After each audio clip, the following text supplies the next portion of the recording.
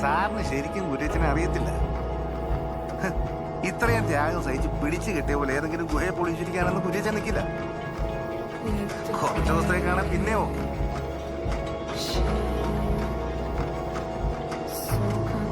പോയി തങ്ങിയത് സ്വന്തം ഇഷ്ടപ്രകാരമായിരിക്കാം, താൻ പറഞ്ഞതുപോലെ കുറച്ച് ദിവസത്തേക്ക്.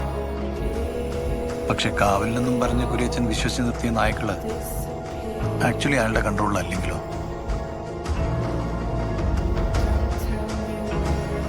ഈ പറയുന്ന ഗുഹയിൽ നിന്ന് അയാൾ തിരിച്ച് പുറത്തിറങ്ങണോ വേണ്ടി തീരുമാനിക്കേണ്ടത്